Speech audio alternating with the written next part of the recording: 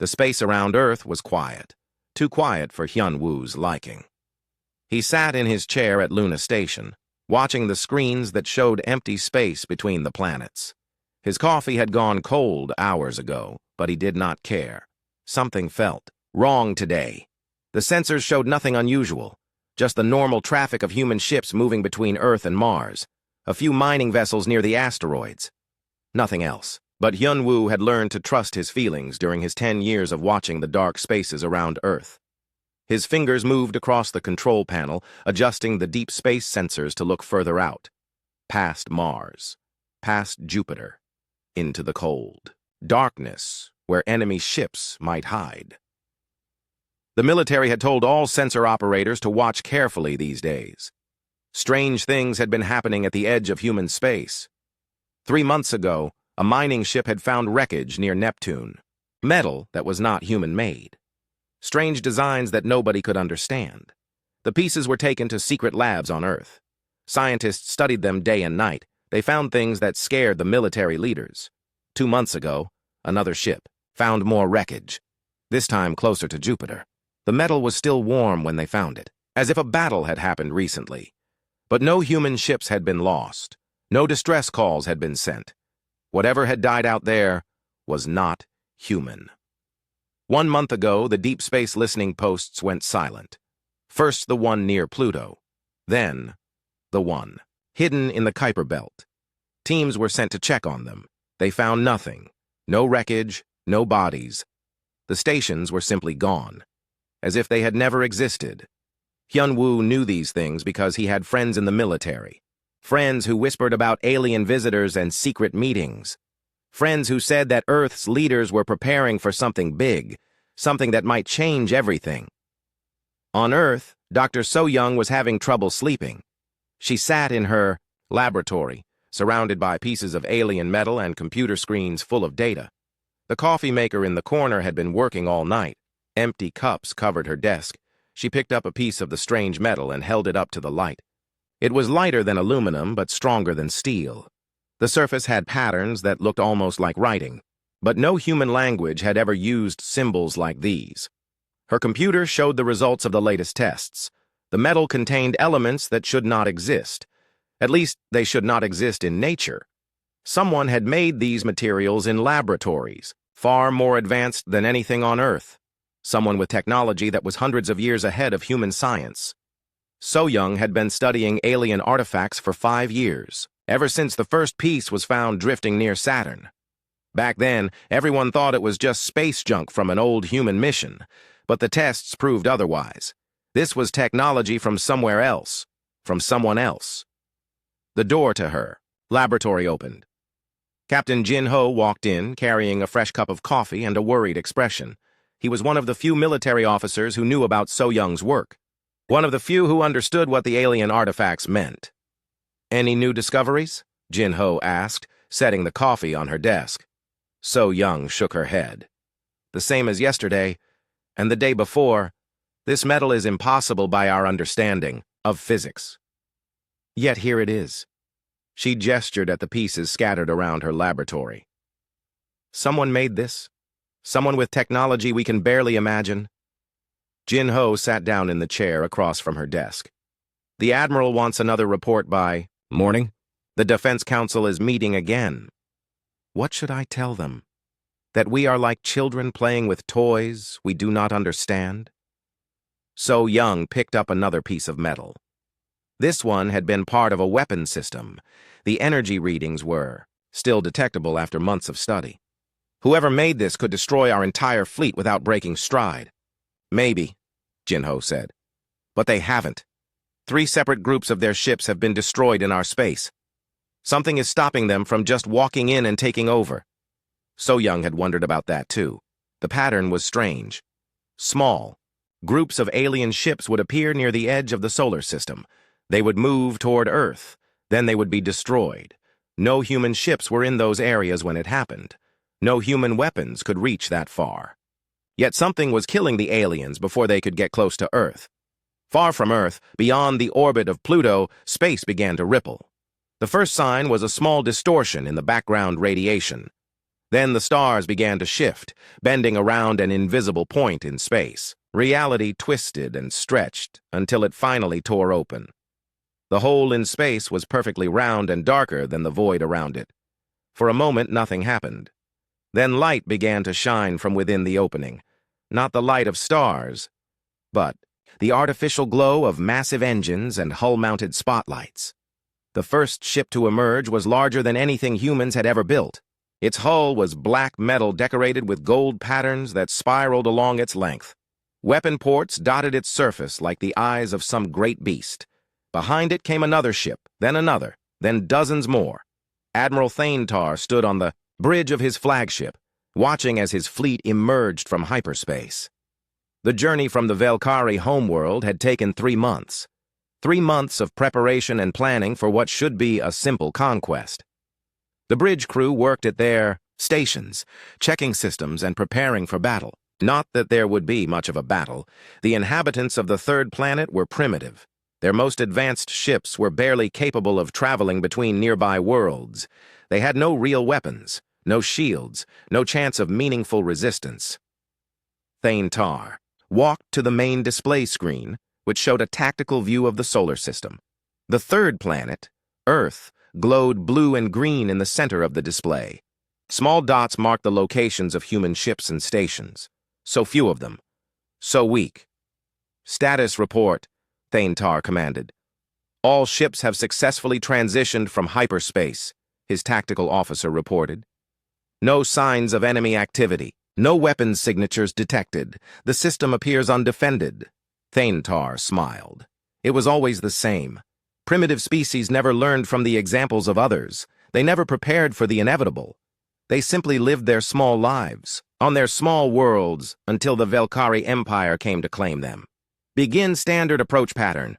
All ships maintain formation. We proceed to the third planet at combat speed." Thanetar's orders were transmitted across the fleet. 50,000 ships began to move as one, heading toward Earth. The Velkari Empire had conquered 847 worlds using the same tactics. Arrive with overwhelming force. Demonstrate superior technology. Demand surrender. Most species gave up immediately. Those who tried to resist were destroyed quickly and efficiently. It was a system that had worked for 300 years. Thanetar expected no different from the humans. His intelligence reports showed a species that had not even achieved faster-than-light travel. Their weapons were chemical rockets and primitive energy beams. Their ships were made of simple metals and composites. They posed no threat to the Velkari fleet. The admiral walked back to his command chair, settling into the soft cushions with satisfaction. This would be another easy conquest. Another world to add to the Empire's growing collection. The humans would surrender within hours of seeing the Velkari fleet. They would be processed and relocated to colony worlds where they could serve the Empire as workers. "Sir," the communications officer called out, "we are receiving a transmission from the third planet." "Already?" Thanetar was mildly surprised. Most species took longer to notice the arrival of the Velkari fleet. "Put it on the main screen." The tactical display was replaced by the image of a human. The creature looked fragile, with soft skin and weak muscles. It spoke in its primitive language, making sounds that the universal translator converted into Velkari speech. "Unknown vessels, this is Earth Defense Command. You are entering restricted space. State your intentions immediately." Thanetar laughed. The human actually thought it could make demands of the Velkari Empire, as if its tiny world had any authority over the space around it. As if its pathetic military could enforce any restrictions against 50,000 warships. "Open a channel," Thanetar ordered. "Let us begin the standard procedure." Back on Luna Station, Hyunwoo watched his sensors with growing alarm. What had started as a small distortion near Pluto had become something much larger. His screens showed energy signatures that should not exist. Ships that were bigger than anything in the human fleet. He reached for his communication device, connecting to Earth Defense Command. "Control, this is Luna Station. I have multiple contacts at the edge of the system. Very large contacts. Request immediate backup on sensor readings." The response came quickly. "Luna Station, stand by. We see them too. Count and classification." "Please." Hyunwoo's fingers moved across his controls, trying to get accurate readings on the alien fleet. The numbers kept growing. Control, I count at least...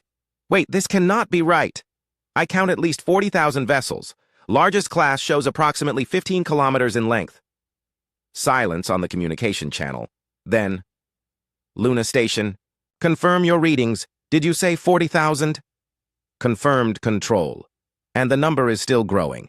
They are emerging from some kind of space distortion. I estimate final count will exceed 50,000 vessels. On Earth, in the hidden command center beneath the Rocky Mountain, the alien fleet moved through space like a great storm cloud. 50,000 ships in perfect formation, their hulls gleaming with weapon systems and shield generators. They passed Neptune's orbit without slowing, heading straight for the inner solar system. Hyunwoo watched from Luna Station as the massive fleet approached. His sensors could barely track all the ships. Each one was larger than Earth's biggest space station. Some were so huge they had their own gravity fields, weapon systems that could probably destroy entire cities with a single shot. He opened a secure channel to his supervisor on Earth. Control, the alien fleet is maintaining course toward Earth. Speed is approximately 0.05 light speed. At current rate, they will reach Mars orbit in 6 hours. Copy that, Luna Station. Continue monitoring and report any changes. Do not attempt to make contact. Hyunwoo almost laughed at that order. What could he possibly say to beings who commanded such a massive fleet?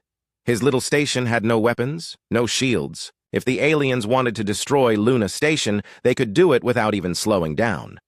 But he noticed something strange in the sensor readings. The alien ships were moving in a straight line, directly toward Earth. They were not scanning the system. They were not checking for hidden threats. They acted like they owned the space around Earth already. On Earth, Dr. So Young ran through the corridors of the Defense Center, carrying a datapad full of information about alien technology. The years of studying crashed alien ships had finally paid off. She understood how their weapons worked. More importantly, she understood their weaknesses. The Defense Center was buzzing with activity. Military officers and scientists worked at computer stations, coordinating Earth's response to the alien threat.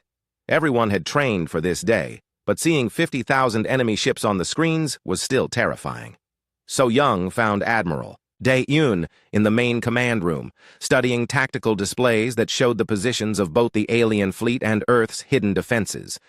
The Admiral looked calm, but So Young could see the tension in her shoulders. Admiral, I have completed the analysis of alien ship designs, So Young said, handing over her datapad. Based on the wreckage we have studied, I can predict their capabilities and limitations. Dae-Eun took the datapad and quickly read through So Young's report. Tell me the important parts. Their ships are designed for intimidation and overwhelming force. The hulls are thick, but use standard materials. Their shields are powerful against energy weapons, but much weaker against kinetic impacts. Most importantly, their ships are not built for actual combat against prepared enemies. What do you mean? Dae-Eun asked. So Young pointed to diagrams on the datapad. Look at their weapon placement. Everything is designed to fire forward or down at planets. They have very few defensive weapons on the sides and rear. Their formation, tactics assume the enemy will try to meet them head-on. Dae-Eun smiled for the first time that day. They expect us to fight like every other species they have conquered. Line up our ships and trade shots until the weaker side surrenders. Exactly. Their entire military doctrine is based on fighting scared, unprepared enemies. They have never faced an opponent who was ready for them. In the main communications center, Bo-Ram sat at her station, listening to alien radio signals. The Universal Translator software, developed from captured alien technology, converted their language into Korean. What she heard made her angry. The aliens were already discussing how to divide Earth's resources. They talked about which human cities to destroy as examples. They planned to take most of the human population as slaves for their empire. They spoke about humans the way humans might talk about farm animals. Bo-Ram recorded everything and sent copies to the command staff. The aliens were so confident of victory that they were not even trying to hide their intentions. They expected humanity to surrender without a real fight. She switched to monitoring their tactical communications. The alien fleet was commanded by someone called Admiral Thane Tar. His orders were simple: approach Earth, demonstrate superior firepower, demand surrender. If the humans refused, destroy their major cities until they gave up. The aliens had done this 847 times before. Always the same pattern. Always the same result. They had never met a species that fought back effectively. Boram smiled as she listened to their communications. The aliens had no idea what humanity had been building in secret for the past 10 years. They thought they were approaching a defenseless world. They were wrong.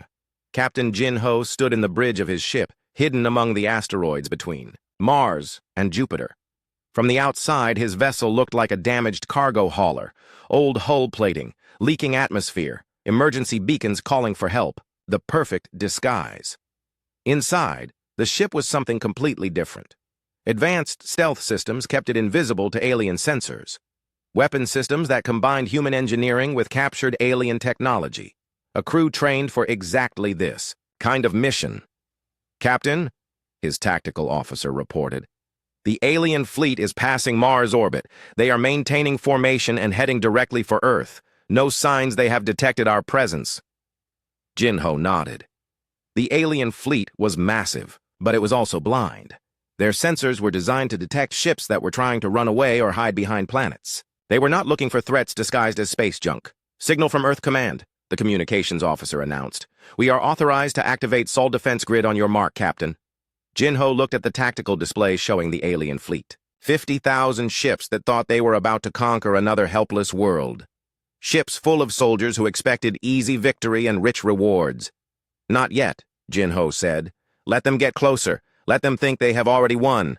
Admiral Thane Tar was pleased with the progress of his fleet.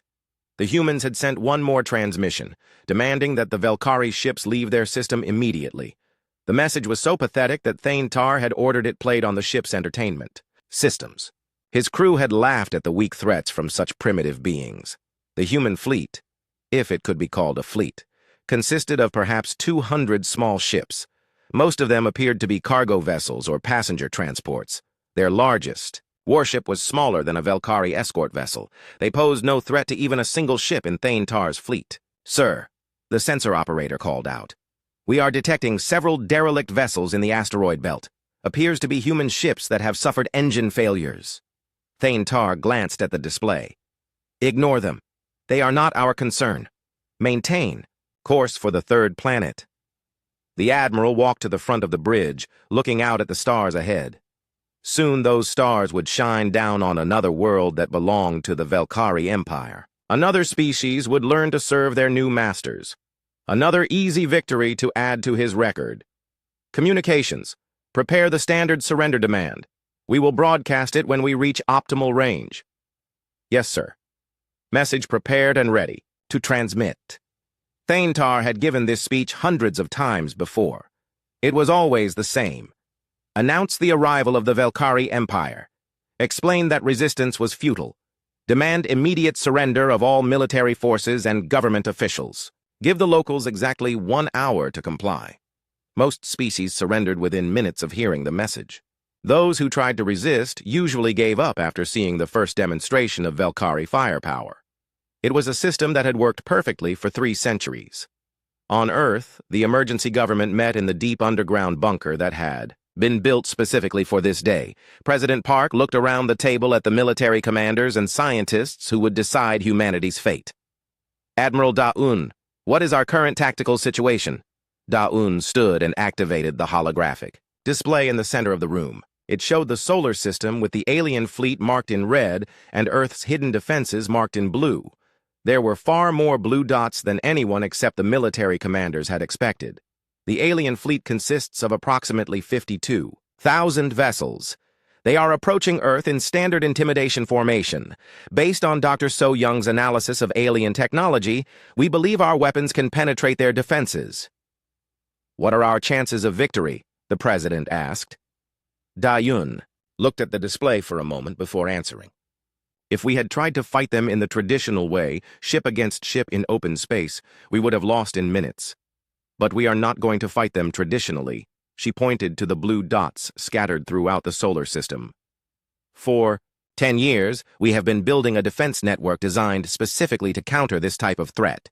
Hidden weapons platforms, disguised ships, kinetic bombardment systems. Everything positioned to create the perfect ambush.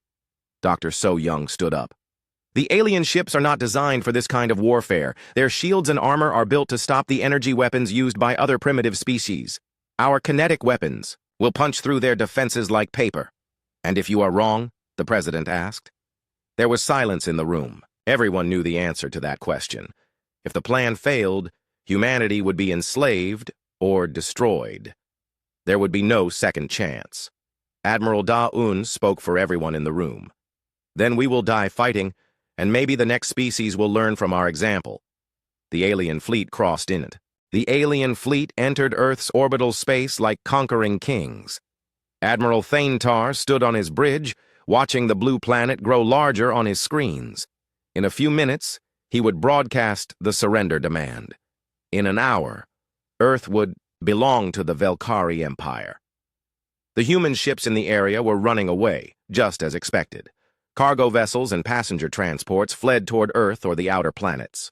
The few human warships present were also retreating. Thanetar smiled at their cowardice. "Sir, we are in optimal position," his tactical officer reported. "All ships ready to begin orbital bombardment on your command." Thanetar nodded. "Begin broadcasting the surrender demand, standard format. Give them 1 hour to comply." The message went out across all human communication frequencies. The universal translator converted Thanetar's words into the primitive languages of Earth. His voice carried the authority of an empire that had conquered nearly 1,000 worlds. "Inhabitants of the third planet, you are now under the authority of the Velkari Empire. Your military forces will surrender immediately. Your government officials will report for processing. Any resistance will result in the destruction of your major population centers. You have 1 hour to comply." On Luna Station, Hyunwoo listened to the alien broadcast with growing anger. The creatures spoke about humanity like they were already slaves. Like Earth was just another prize to be collected. They had no idea what they were flying into. He checked his sensor readings one more time. The alien fleet was spread out across Earth's orbital space, exactly where Admiral Da-Un had predicted they would be. Every ship was in position for the trap that humanity had spent 10 years preparing. Hyunwoo opened a secure channel to Earth Command.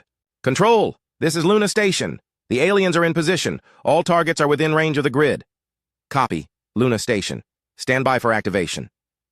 Deep beneath the Rocky Mountains, Admiral Da-Un watched the tactical display with calm eyes. The alien fleet had done exactly what she had expected. They had formed their intimidation pattern around Earth, spreading their ships to create maximum psychological impact. What they did not know was that humanity had been preparing for this exact formation. Every weapon in the Sol defense grid had been positioned to target ships in these specific locations. The aliens had flown directly into the kill zone. Dr. So Young stood beside the Admiral, monitoring the alien communications. "Their shield signatures match our predictions. Kinetic weapons should penetrate with 95% effectiveness." "Any signs they have detected our hidden platforms?" Dae-Yoon asked. "None. Their sensors are focused on Earth and the fleeing human ships. They are not scanning for stealth platforms or disguised weapons." Captain Jin Ho's voice came through the communication system from his hidden ship. "Earth Command, this is Ghost Leader. All stealth units report ready, awaiting authorization." Admiral Da-Yoon looked at the countdown timer on her screen. The aliens had given humanity 1 hour to surrender. She would not wait even 1 minute. "All stations, this is Admiral Da-Yoon. Authorization code 07 Alpha 9. Sol defense grid is now active. Execute Operation Thunderstrike." Throughout the solar system, humanity's hidden weapons came to life. What the aliens had thought were asteroids began to unfold into massive weapon platforms. Stealth generators shut down, revealing railgun arrays that had been disguised as space debris. Hidden reactors powered up, charging particle beam weapons that had been built into the rings of Saturn. On Luna Station, Hyunwoo watched his sensors as hundreds of hidden weapons revealed themselves. For 10 years, these platforms had drifted through space, disguised as natural objects. Now they showed their true nature as the most advanced weapons humanity had ever built. "Control," Luna Station reports, "all grid weapons are active and targeting. ready to fire on your command. Admiral Dayun's voice carried across all military frequencies. All weapons, you are authorized to fire. Repeat, you are authorized to fire. The first shots came from the railgun platforms hidden among the asteroids. Chunks of metal the size of small cars accelerated to incredible speeds, becoming kinetic projectiles that could punch through anything. They crossed the distance to the alien fleet in seconds. The aliens never saw them coming. The first impacts hit the outer ships of the Valkyrie formation. The kinetic projectiles struck with the force of nuclear weapons, but concentrated into areas smaller than a person's fist. Alien shields that could stop energy beams were useless against chunks of metal moving at significant fractions of light speed. Hull plates vaporized instantly. Internal structures collapsed as the projectiles punched completely through the alien ships. Atmosphere vented into space as massive holes appeared in the vessels. Admiral Thanetar felt his flagship shake as something struck the ship behind him. Alarms began sounding across the bridge as damage reports flooded in from throughout the fleet. "What is happening?" Thanetar demanded. "Where are those shots coming from?" His tactical officer worked frantically at his console, trying to identify the source of the attack. "Sir, I am detecting weapons fire from multiple locations throughout the system, but I cannot identify the firing positions." The second wave of attacks came from the particle beam arrays hidden in Saturn's rings. Streams of accelerated particles lanced across space, striking alien ships with pinpoint accuracy. The beams cut through hulls like knives through paper, slicing capital ships in half. Captain Jinho's stealth fleet emerged from their hiding places, adding their firepower to the ambush. Ships that had looked like damaged cargo haulers revealed themselves as advanced warships armed with hybrid human-alien technology. The human vessels moved through the confused alien formation like sharks through a school of fish. Their weapons, designed specifically to exploit alien weaknesses, tore through enemy ships with devastating effectiveness. "All units, concentrate fire on the command ships," Jinho ordered over the tactical network. "Take out their ability to coordinate." The alien fleet tried to respond, but their formation was designed for intimidation, not defense. Ships that had been spread out to surround Earth were now isolated and vulnerable. Their weapons, meant for bombarding planets, could not target the fast-moving human ships. Dr. So Young watched the battle from Earth's command center, analyzing the alien responses in real time. Their shield frequencies are shifting, but our weapons are still penetrating. Hull's strength is lower than we estimated. They are not built for this kind of combat. On the main tactical display, red dots representing alien ships began disappearing at an alarming rate. What had been a formation of 50,000 vessels was rapidly shrinking as human weapons found their targets. Admiral Thanetar stumbled as his flagship took another hit. The bridge lights flickered as power systems failed throughout the ship. Around him, his crew worked desperately to restore shields and return fire. "Sir, we have lost contact with 30% of the fleet," his communications officer reported. "The remaining ships are requesting permission to break formation and engage individually." Thanetar stared at the tactical display in disbelief. How was this possible? The humans were supposed to be primitive. Their technology was supposed to be centuries behind Valkyrie science.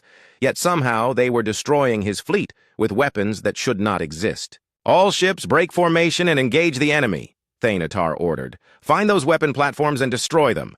But it was too late for formations and tactics. The human ambush had been perfectly planned and executed. Alien ships that tried to maneuver found themselves in the crossfire of multiple weapon platforms. Those that attempted to flee ran into the outer perimeter of the defense grid. Bo-Ram monitored alien communications from her station on Earth, listening as their orderly formation collapsed into panic and confusion. The aliens were shouting contradictory orders, demanding support that could not be provided, reporting losses that their commanders could not believe. "They are trying to retreat," Bo-Ram reported to Admiral Dayun. "Several groups of ships are attempting to break away from Earth orbit." "Signal the outer platforms," Dayun ordered. "No alien ship leaves this system. None of them can be allowed to report what happened here." At the edge of the solar system, the long-range interceptor platforms that had been disguised as comets began their work. These weapons had been positioned specifically to prevent any alien survivors from escaping. They fired streams of guided missiles that could track fleeing ships across vast distances. The battle that should have been a simple conquest became a massacre. In the first 30 seconds, the alien fleet lost over 10,000 ships. By the end of the first minute, more than half their vessels were either destroyed or disabled. Captain Jin Ho led his stealth ships in a final attack on the alien flagship. The massive vessel, larger than anything humanity had ever built, was trying to escape Earth orbit with its remaining escort ships. "Target their engine systems," Jin Ho ordered. "Disable them, but try to keep the ship intact. We need prisoners and intelligence." Human missiles struck the alien flagship's propulsion systems, sending the great ship tumbling helplessly through space. Secondary explosions rippled along its hull as internal systems failed.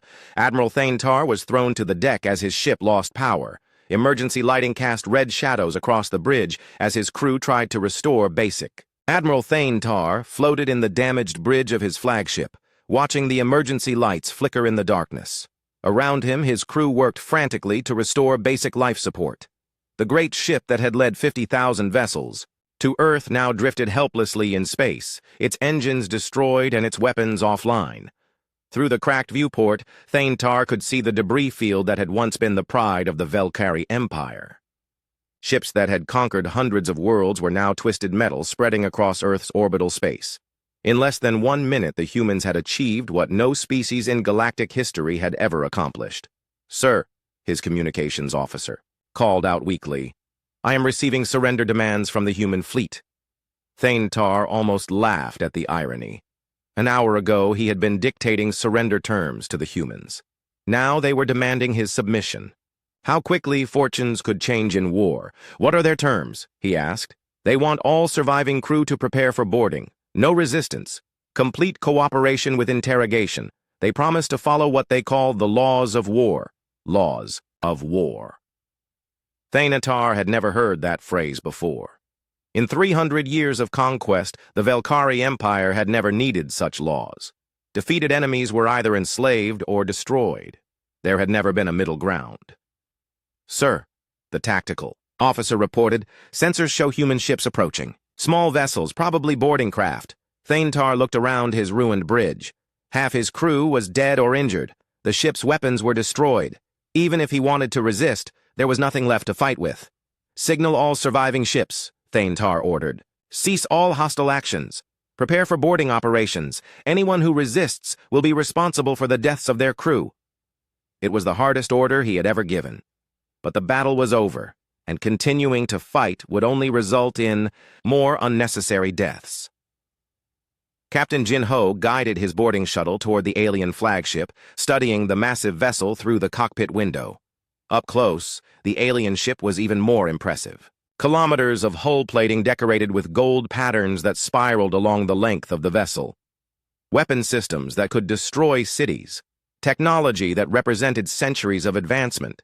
But impressive technology meant nothing without the wisdom to use it properly. The aliens had built ships for intimidation rather than combat. They had relied on fear instead of strategy. When faced with an enemy that refused to be intimidated, their advantages had become weaknesses. "Boarding team, prepare for contact," Jin Ho announced to his crew. "Remember, we want prisoners alive. These aliens have information about their empire that we need." The shuttle docked with the alien ship through a breach in the hull created by human weapons. Jin Ho led his team through the damaged corridors, moving carefully through areas where atmosphere was leaking into space. The alien ship was a maze of passages and compartments, designed for a crew of thousands. Most of the corridors were dark, lit only by emergency lighting that cast strange shadows on the walls. The air smelled of smoke and ozone from damaged electrical systems. They found Admiral Thanetar on the bridge, sitting in his command chair with his hands visible and empty. The alien looked older than Jin Ho had expected, with gray markings on his skin and tired eyes that had seen too many battles. "I am Admiral Thanetar of the Velkari Imperial Fleet," the alien said in accented but understandable Korean. "I surrender my ship and crew to your custody." Jin Ho studied the alien commander, trying to read his expression. "I am Captain Jin Ho of Earth Defense Forces. You will be treated according to our laws of war.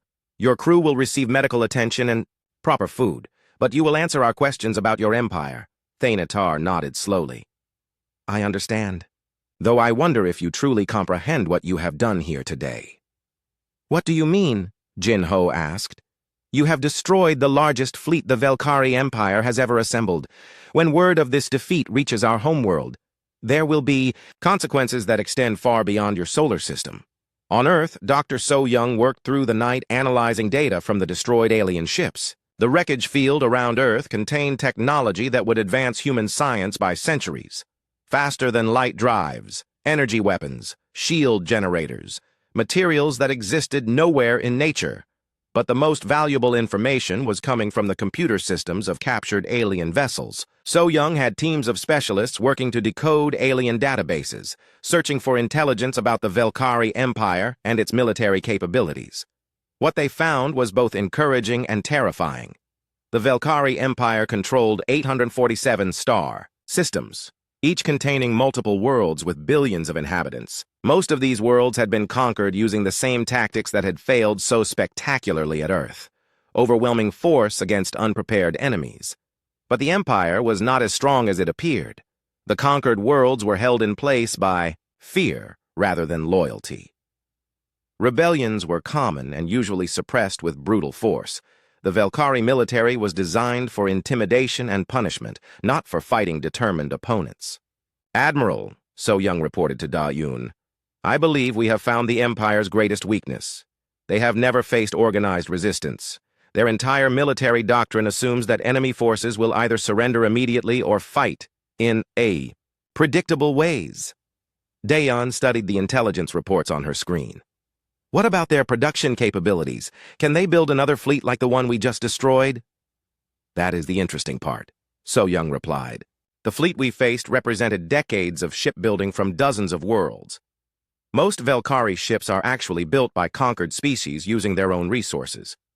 The aliens provide the designs and raw materials, but the actual construction is done by slave labor." "Slave labor?" Daeon repeated thoughtfully.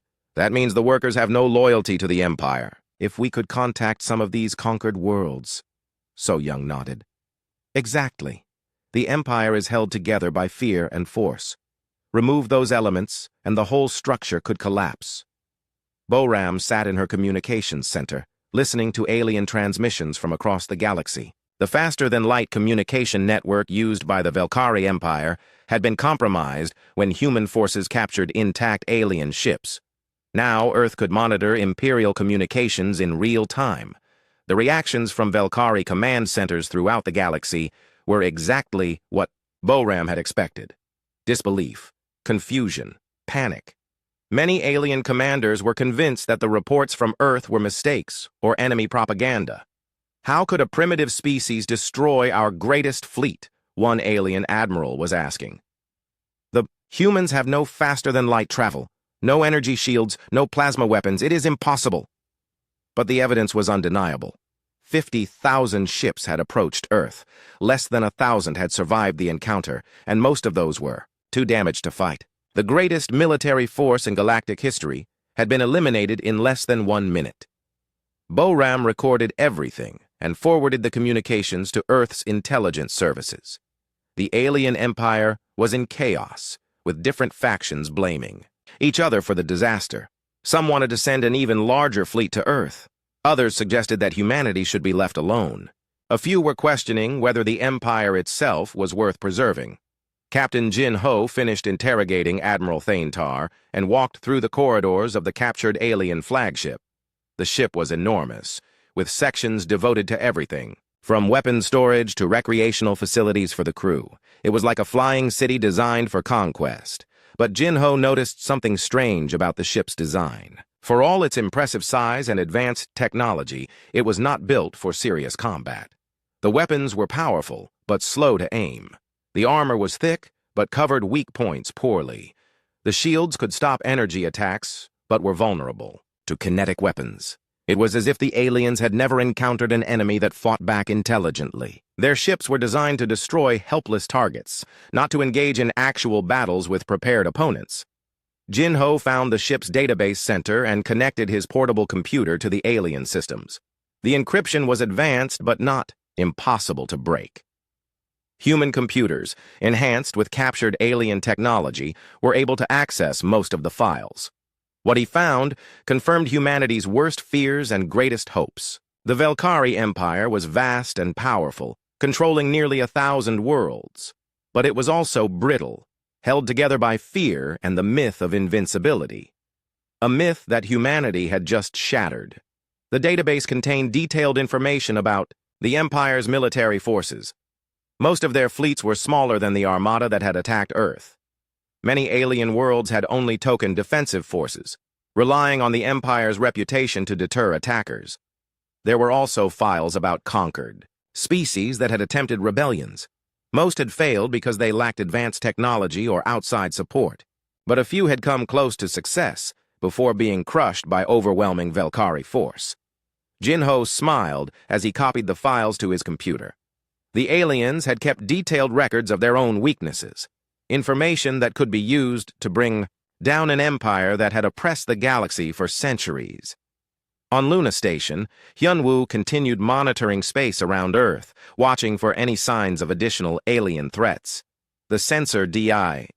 The alien courier ship reached the edge of the solar system and jumped to faster-than-light speed, carrying news of the disaster to the far corners of the Velkari Empire.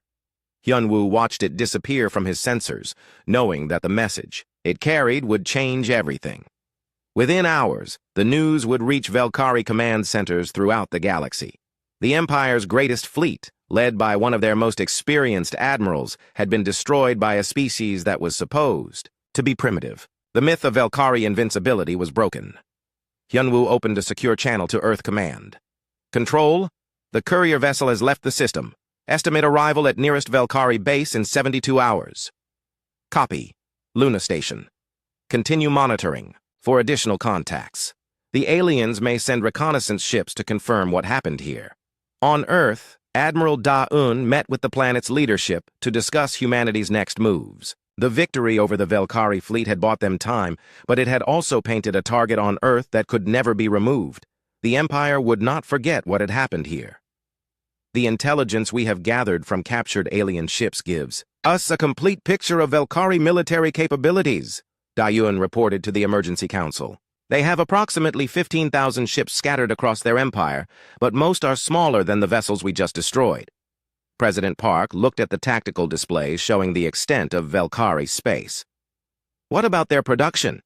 Capacity? How quickly can they replace the fleet we destroyed? Dr. So Young answered that question. Based on the alien databases, it would take them at least 20 years to build another fleet of this size. But they do not need to replace everything. They only need enough ships to overwhelm our defenses. How many ships would that require? The president asked. Unknown. We surprised them completely this time. The next attack will be different. They will expect our hidden weapons and stealth ships. They will bring countermeasures. Admiral Da-un activated another display showing human fleet positions throughout the solar system. That is why we cannot wait for them to return. We must take the initiative while they are still recovering from this defeat. Captain Jinho returned to Earth aboard one of the captured alien ships, bringing with him Admiral Thaintar and the other surviving Velkari officers. The aliens would be held in comfortable but secure facilities, while human scientists learned everything they could about Imperial technology and tactics. Jinho met with Admiral Da-un in the secure briefing room, beneath Earth's capital. The alien commander is more cooperative than I expected. He seems genuinely disturbed by what happened to his fleet. Disturbed how? Da-un asked. He keeps saying that we fought like no species he has ever encountered. The Velkari have conquered nearly 1,000 worlds, but apparently they have never faced organized resistance. Most species either surrender immediately or fight in ways that are easy to counter. Jinho activated a holographic display showing the battle from the alien perspective. According to Thaintar, the standard Velkari approach is to arrive with overwhelming force, demonstrate their superior technology, and wait for the enemy to surrender. If the locals try to fight, they usually line up their ships for traditional battle. But we did not give them a traditional battle, Da-un observed. Exactly. We hit them from hidden positions using weapons they could not detect. We targeted their command structure instead of trying to match their firepower. We used their own formation against them. Jinho paused the display at the moment when the first kinetic rounds struck the alien fleet. Thanatar said it was like fighting ghosts. They never saw our weapons until it was too late. Dr. So Young joined the briefing, carrying data pads full of information from the alien computer systems. I have been analyzing their tactical databases. The Velkari military doctrine has not changed in over 200 years. They use the same formations, the same weapons, the same strategies that worked against primitive opponents. What does that tell us? Daun asked. It tells us that they are not prepared for an enemy that can adapt and innovate. The Velkari Empire has grown complacent. They expect every battle to follow the same pattern. Boram's voice came through the communication system from her monitoring station. Admiral, I am detecting increased alien communication traffic throughout their empire. It appears that news of the battle has reached their major command centers. What are they saying? Daun asked. Confusion mostly. Many alien commanders are demanding confirmation of the reports. Others are arguing about how to respond. There is no unified command structure coordinating their reaction. This was valuable intelligence. If the Velkari Empire was arguing among themselves instead of organizing a coordinated response, it gave humanity more time to prepare for the next phase of the conflict. Admiral Daun made her decision. Begin Operation Deep Strike. We move against the Empire before they can organize a proper response.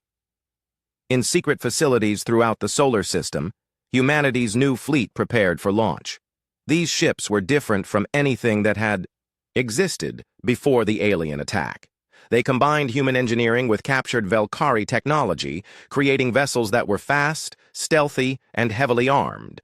The flagship of this new fleet was the Retribution, a hybrid vessel built around a captured alien faster-than-light drive. Captain Jinho would command the ship, leading humanity's first offensive operation beyond the solar system.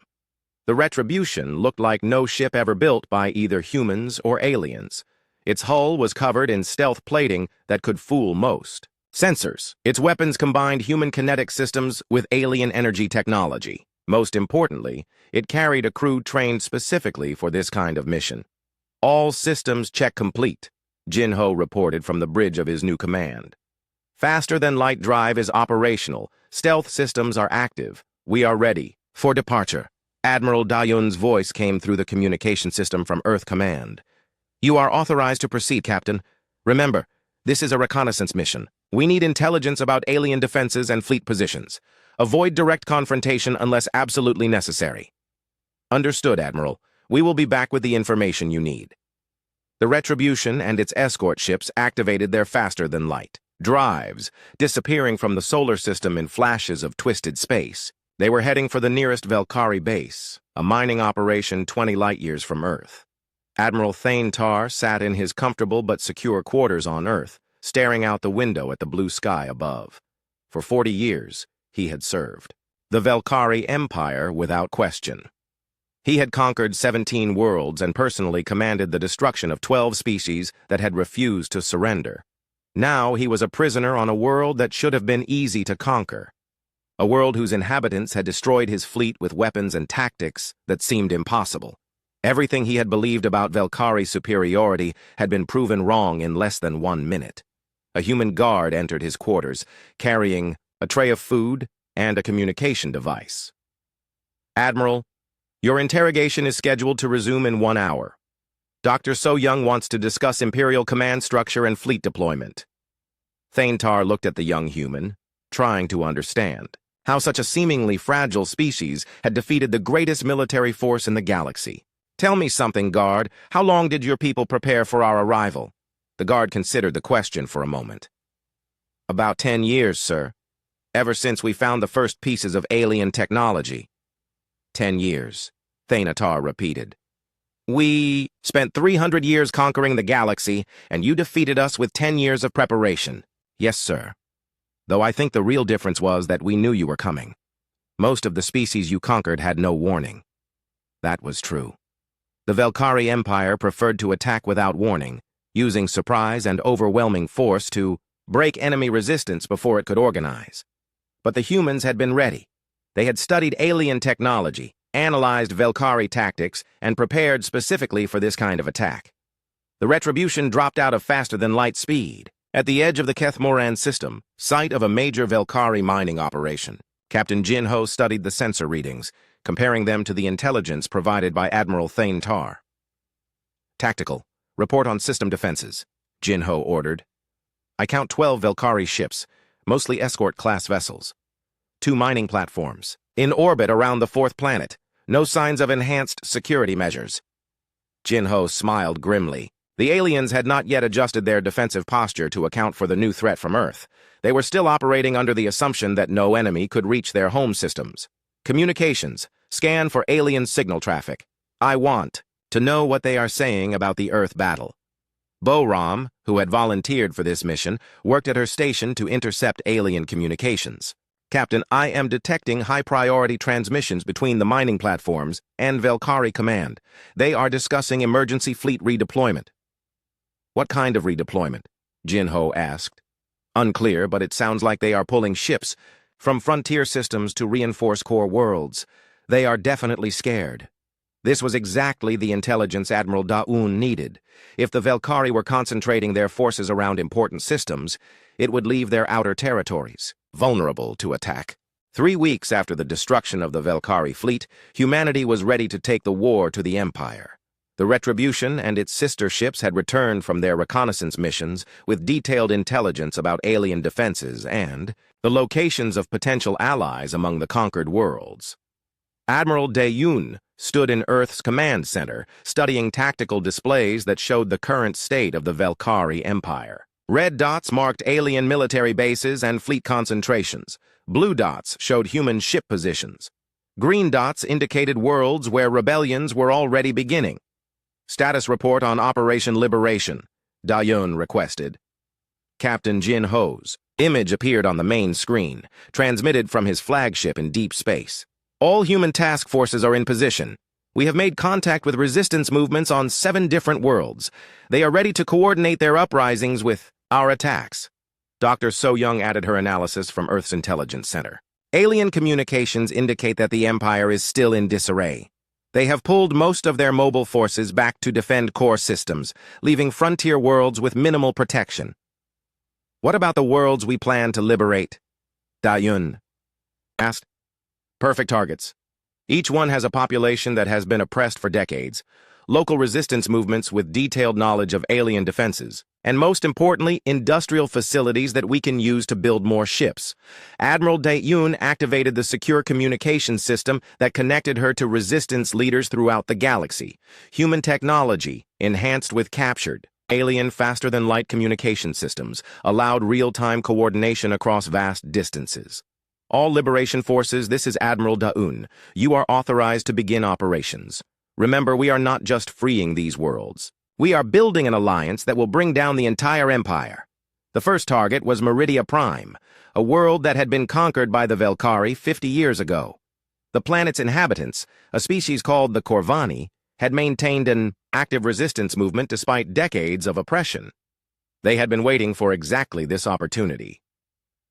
Captain Jin-Ho led the attack on Meridia Prime personally, arriving in the system with a small but powerful fleet of hybrid human-alien ships. The Velkari garrison consisted of only 6 vessels, all designed for intimidating civilians rather than fighting actual battles. Corvani Resistance, this is Captain Jin-Ho of Earth Defense Forces. We are here to liberate your world. Please coordinate your ground operations with our fleet actions. The response came from Talvar, the leader of the Corvani resistance. Captain Jin-Ho, we have been dreaming of this day for 50 years. Our people are ready. Strike the orbital platforms and we will handle the surface installations. The battle for Meridia Prime lasted less than an hour. Human ships, using the same tactics that had destroyed the Great Velkari fleet, overwhelmed the alien garrison before. It could call for help. On the surface, Corvani rebels emerged from hiding to capture government buildings and communication centers. By the end of the day, Meridia Prime was free. The Velkari colonial administration was dead or captured. The planet's industrial facilities were intact and ready to begin producing ships for the Liberation Fleet. Similar operations took place throughout the galaxy as human task forces struck at lightly defended Velkari outposts. Each victory added new allies to the growing rebellion and provided resources for the next phase of operations. On Earth, Bo-Ram monitored alien communications as news of the rebellions spread throughout the Empire. The Velkhari leadership was beginning to realize that they faced something more dangerous than a single hostile world. They were facing a coordinated uprising that threatened the entire Imperial structure. "Admiral," Bo-Ram reported, "I am detecting emergency communications from the Velkhari High Command. They are ordering all available ships to move against the liberated worlds." "How many ships?" Dayun asked. "Approximately 3,000 vessels from across the Empire. Still a significant force, but much smaller than the fleet that attacked Earth." Dr. So-Young analyzed the alien fleet movements on her tactical display. "They are making the same mistake they made at Earth, concentrating their forces for a single decisive battle instead of adapting to our tactics." Admiral Dayun smiled at the predictability of the alien response. "They still do not understand what they are fighting. They think this is a conventional war that can be won with superior numbers." 3 months after the destruction of the first Velkhari fleet, the Empire sent its remaining mobile forces to crush the rebellion. Admiral Kethmore, Thane Tar's replacement, commanded the relief fleet from his flagship Imperial Glory. He was determined not to repeat his predecessor's mistakes. But Admiral Kethmore was working with incomplete information. The Velkhari High Command still did not understand how the humans had destroyed their greatest fleet so quickly. They attributed the defeat to surprise and superior numbers rather than revolutionary tactics and technology. The alien relief fleet approached the liberated worlds expecting to face human ships in conventional battle. Instead, they found empty space and silent planets. The Liberation Fleet had vanished, leaving only automated defense platforms and stubborn planetary shields. "Where are the human ships?" Kethmore demanded of his tactical officer. "Our intelligence indicated a significant enemy presence in this system. Sir, I am detecting no major fleet concentrations, only defensive installations and what appear to be civilian vessels." Kethmore studied the tactical display with growing suspicion. The humans had proven they were masters of deception and surprise tactics. This apparent weakness could easily be another trap. He was right to be suspicious. Captain Jin Ho watched the alien fleet from his hidden position among the asteroids of the Meridia system. The human liberation fleet was there, but it was invisible to Velkhari sensors. Stealth technology, perfected through months of combat operations, allowed the human ships to hide until the perfect moment to strike. "All ships, this is Jin Ho. The aliens are in position. Execute Thunder Strike 2. The battle that followed was a repeat of the disaster at Earth, but on a smaller scale. Hidden human weapons revealed themselves throughout the system, striking the Velkhari fleet from multiple directions simultaneously. The aliens, expecting conventional warfare, were completely unprepared for another ambush. In 30 minutes, the Velkhari relief fleet was destroyed. Admiral Kethmore's flagship exploded under concentrated fire from human kinetic weapons. The few surviving alien ships fled toward Imperial space, carrying news of another impossible defeat. The destruction of the second Velkhari fleet marked the beginning of the end for the Empire. Rebellions erupted on dozens of worlds as news of human victories spread throughout the galaxy. The myth of Velkhari invincibility was not just broken, it was completely shattered. Admiral Da'un stood in Earth's command center, watching reports of liberation movements across the galaxy. Red dots on the tactical display were turning green as world after world declared independence from the Empire. The galactic map was changing before her eyes. "Admiral," Dr. So-Young reported, "we are receiving surrender offers from 17 different Velkhari outposts. They are asking for terms." "What kind of terms?" Da'un asked. "Mostly personal safety guarantees for alien personnel who cooperate with local populations. A few are offering to provide intelligence about remaining Imperial forces." Admiral Dayun considered the offers carefully. The goal had never been to destroy the Velkhari species, only to end their empire. If alien commanders were willing to surrender peacefully, it would save lives on both sides.